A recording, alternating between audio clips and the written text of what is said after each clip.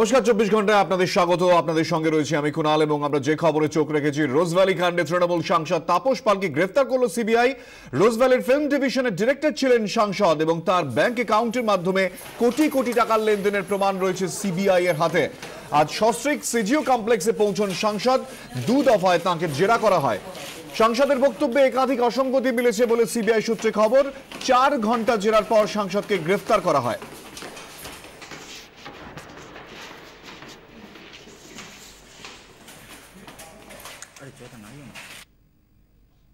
Rose Valley কাণ্ডে সমন পাওয়ার পর শুক্রবার দুপুর 12টার সময় এই গেট দিয়ে ঢুকেছিলেন তাপস পাল এবং তারপর সরাসরি সিবিআই এর স্পেশাল ক্রাইম ব্রাঞ্চের অফিসে তিনি ঢুকে যান এবং তারপরেই তাকে এবং তার স্ত্রীকে দু দফায় জিজ্ঞাসাবাদ করা হয়। একদিকে যেরকম সিবিআই এর যারা ইনভেস্টিগেশন অফিসার, সিবিআই এর যারা ইন্সপেক্টর, অ্যাডিশনাল এসপি এবং ডিএসপিরা প্রথম দফায় জিজ্ঞাসাবাদ করেন, সেই জিজ্ঞাসাবাদের মুখেই কিন্তু যেটা জানা যাচ্ছে যে তাপস পালের বয়ানে বেশ কিছু অসঙ্গতি পাওয়া যায়। তিনি যে নথিপত্র দেন সেই নথিপত্র খতিয়ে দেখা হয় এবং তারপরেই দ্বিতীয় দফায় জিজ্ঞাসাবাদ শুরু হয়। সিবিআই এর এসপি এবং সিবিআই এর ডিআইজি তাকে সরাসরি জিজ্ঞাসাবাদ করেন এবং সেই জিজ্ঞাসাবাদের মুখে তার কাছ থেকে জানতে চাওয়া হয় যে তিনি একজন ডিরেক্টর ছিলেন, সেই ডিরেক্টর থাকাকালীন তিনি কিভাবে এই দায়, এই রেসপন্সিবিলিটি এড়িয়ে যান। সেক্ষেত্রে কিন্তু তাপস পাল জানান যে তিনি একজন ডরম্যান বা তিনি একজন স্লিপিং ডিরেক্টর ছিলেন, তার এখানে কোনো রোল ছিল না, তার কোনো ভূমিকা ছিল না, তার কোনো অ্যাক্টিভিটি ছিল না। সেখানেই সিবিআই জিজ্ঞাস্য ছিল যে যদি আপনি কোনো সাইলেন্ট ডিরেক্টর হন বা কোনো ডরম্যান ডিরেক্টর হন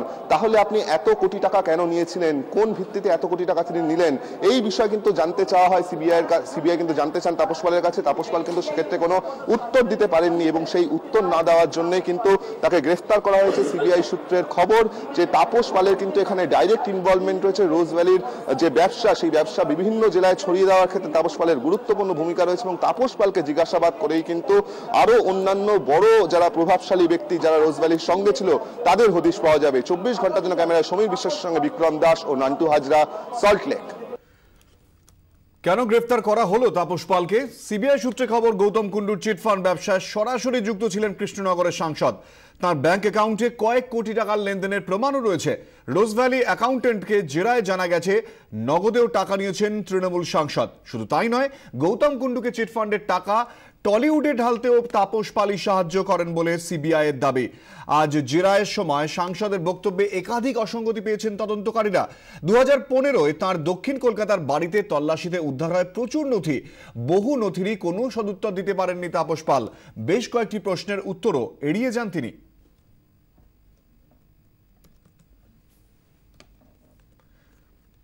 চার ঘন্টার জেরায় তাপস পালকে জালবন্দি করল সিবিআই।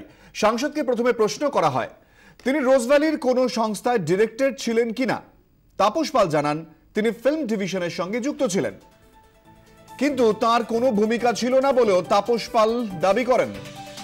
এরপরে প্রশ্ন করা হয় তাহলে তার ব্যাংক অ্যাকাউন্টে কোটি কোটি টাকা এলো কি করে। এই প্রশ্নের উত্তরে তাপস ছিলেন নিরুত্তর এবং এরপর প্রশ্ন করা হয় আপনি কি জানতেন যে তাপস কি জানতেন তার নেতা ও অভিনেতার ভাবমূর্তি কাজে লাগিয়েই মানুষকে প্রতারণা করা হচ্ছে। তাপসের এবারও দাবি তিনি জানতেন না। তাপসের জবাব, তিনি যখন জানতে পেরেছেন বেরিয়ে গেছেন। তদন্তকারীরা এরপর প্রশ্ন তোলেন যে নদিয়ার মানুষ তো তাপসকে বিশ্বাস করেই চিটফান্ডে টাকা ঢেলেছেন। তাপস পাল এই প্রশ্নের জবাব দেননি এবং রোজভ্যালির অ্যাকাউন্টেন্টকে উদ্ধৃত করে তাপস পালকে প্রশ্ন করা হয় তিনি নগদে টাকা নিয়েছেন কিনা। তাপস পাল অস্বীকার করেন। ব্যাংকের মাধ্যমে টাকা নিলেন কেন? তাপসের জবাব, ডিরেক্টর ছিলেন তাই নিয়েছেন। গৌতম কুণ্ডুর চিটফান্ডের টাকা তিনি ফিল্ম ইন্ডাস্ট্রিতে খাটাতে সাহায্য করেছেন অভিযোগ করেন প্রশ্নকর্তা। তাপস পালের দাবি তিনি ফিল্মে টাকা ঢালতে ইচ্ছুক গৌতম কুণ্ডুকে সাহায্য করেছেন মাত্র এবং এরপরই তাপসকে গ্রেফতার করা হয়। আমাদের সঙ্গে এই মুহূর্তে টেলিফোনে রয়েছেন আইনজীবী বিকাশ রঞ্জন ভট্টাচার্য। আপনাকে জানতে চাইব বিকাশ বাবু, এই তাপস পালের গ্রেফতারি নিয়ে আপনার কি প্রতিক্রিয়া? গ্রেফতারটা যথাযথ হয়েছে, এটা আরো আগে হওয়া উচিত ছিল এবং শুধু তাপস নয়, আমি প্রথম থেকে বলছি, আজও বলছি, এই সমস্ত দুর্নীতির মাথা যিনি, তাকে যতক্ষণ না গ্রেফতার করে তদন্ত করা হচ্ছে ততক্ষণ কিন্তু আসল রহস্য উন্মোচিত হবে না। তাপস, মদন, সুদীপ এরা সবই হচ্ছে চুনোপুটি। আসল বড় মাছটাকে ধরবার জন্য সিবিআইকে উদ্যোগ নিতে হবে, তবেই তদন্তে সুরা হবে, তবেই সুপ্রিম কোর্টের নির্দেশ অনুযায়ী টাকা কোথায় গিয়েছে, কারা টাকাতে উপকৃত হয়েছেন সেটা খুঁজে বার করা যাবে। আশা করব সিবিআই সেদিকেই তদন্তের অভিমুখকে ধাবিত করবেন। একেবারে বিকাশ রঞ্জন বাবু, আপনি আশা করছেন, কিন্তু আপনি কিছুদিন আগে সুপ্রিম কোর্টে গিয়েছিলেন যে দেরি হচ্ছে কারণ এই বিষয়টি নিয়ে, এক্ষেত্রে আপনার কি মনে হচ্ছে আজকের এই গ্রেফতারির পর? আমার তো মনে হচ্ছে যে নিঃসন্দেহে যতক্ষণ ভাবে স্বাধীনভাবে সিবিআই কে কাজ করতে দেয়া হয়েছে, সিবিআই কাজ করেছে। কখনো কখনো রাজনৈতিক হস্তক্ষেপ হয়েছে, এটাও পরিষ্কার।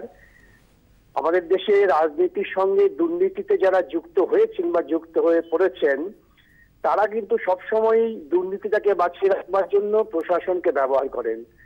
পশ্চিমবঙ্গে নারদা কাণ্ডের সরকারের ভূমিকা হচ্ছে যে দুর্নীতির পক্ষে কথা বলা। মোদিবাবুও দুর্নীতির পক্ষে কথা বলেন। মোদিবাবু আর দিদি দুজনেই তো দুর্নীতির পক্ষে কথা বলছেন বিভিন্ন জায়গায়, যদিও একটা আড়াল করার চেষ্টা করছেন যে তারা ভীষণ দুর্নীতি বিরোধী। যার ফলে এই দুজনের যখন মতৈক্য হয় তখন তদন্তের গতি শ্লথ হয়ে যায়, আর যখনই মত পার্থক্য বাড়ে তদন্তের গতি অভিমুখ দেখতে পাওয়া যায়। এটা আজকে জলের মতো পরিষ্কার। ধন্যবাদ আপনাদের সঙ্গে কথা বলার জন্য বিকাশ রঞ্জন ভট্টাচার্য, আমানতকারীর আইনজীবী, তিনি আমাদের সঙ্গে ছিলেন এই মুহূর্তে টেলিফোনে। রোজভ্যালি কাণ্ডে গ্রেফতার তাপস পালকে ভুবনেশ্বরে নিয়ে যাওয়া হবে। রোজভ্যালি কাণ্ডে প্রথম মামলাটি ভুবনেশ্বর আদালতেই হয়েছে, সেখানে আদালতে পেশ করে তাপস পালকে নিজের হেফাজতে চাইবে সিবিআই। 24 ঘন্টার মধ্যে সংশ্লিষ্ট আদালতে পেশ করা হলে ট্রানজিট রিমান্ডের প্রয়োজন হয় না, তাই তাপস পালকে সরাসরি আদালতে পেশ করার মনস্থির করে রেখেছে সিবিআই।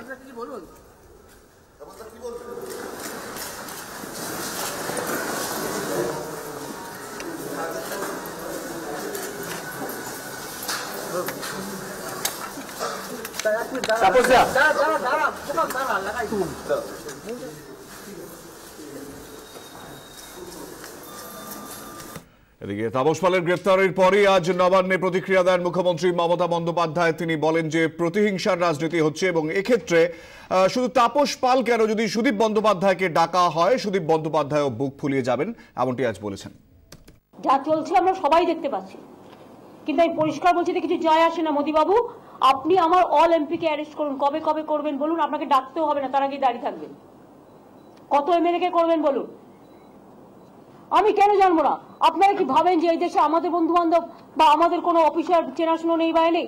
এটা আমার কাছে পুরো সিবিআই এর কাগজ আছে, ইডির কাগজ আছে, কাকে কাকে করবে, কি না করবে সমস্ত আছে আমার কাছে, আমি জানি প্রত্যেকের নাম। এটা সমস্ত প্রাইম মিনিস্টার হাউস থেকে ইনস্ট্রাকশন দেওয়া হয়, বিজেপি পার্টি অফিস থেকে।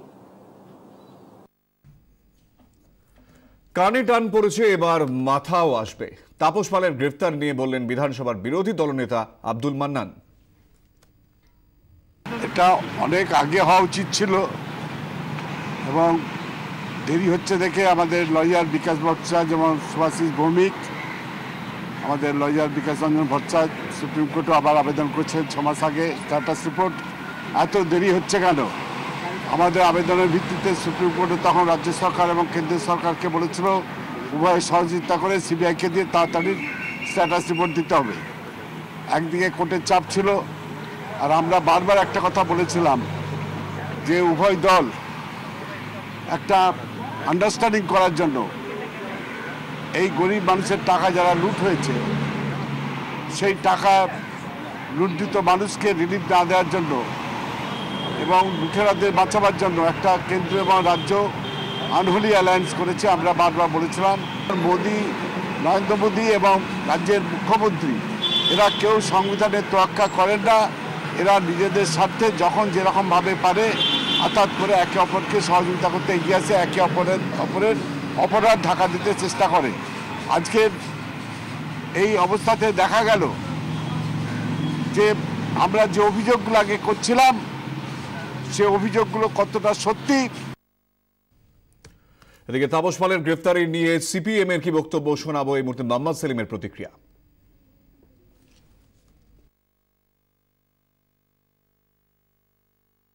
তৃণমূলের সাংসদ, অভিনেতাও ছিলেন, কিন্তু বিখ্যাত হয়েছিলেন ওই সিপিএম যারা এখনো করে তাদের ঘরে তার বাহিনী ঢুকিয়ে মান সম্মান মেয়েদের নেওয়া হবে, এই বলে যে উক্তিতে বিখ্যাত হয়েছিলেন এবং নিজেকে আগেই প্রমাণ করেছেন তিনি চন্দননগরের মাল বলে আর কি।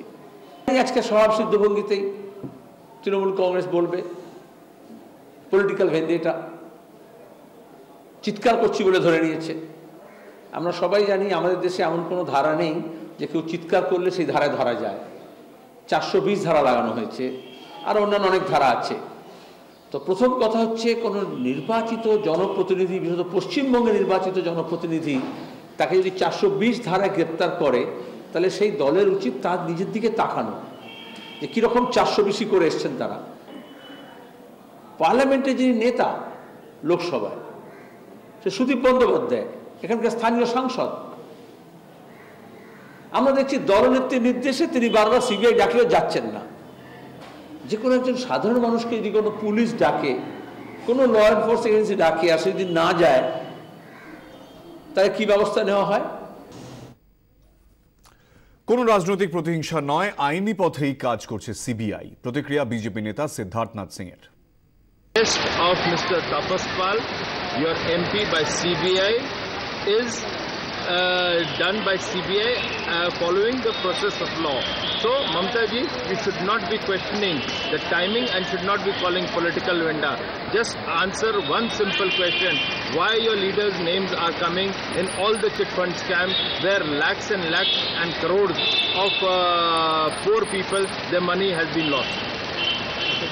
अब हिंदी और जवाब ये है कि आपके नेता और आपके सांसद हर चिट फंड स्कैम में क्यों पाए जाते हैं, और जो सीबीआई ने अरेस्ट किया है वो कानून के तहत किया, कानून अपना काम कर रहा है। इसलिए आप उसको समय के हिसाब से उस पर प्रश्न मत उठाइए, न ही इसको पॉलिटिकल वेंडेटा कहिए।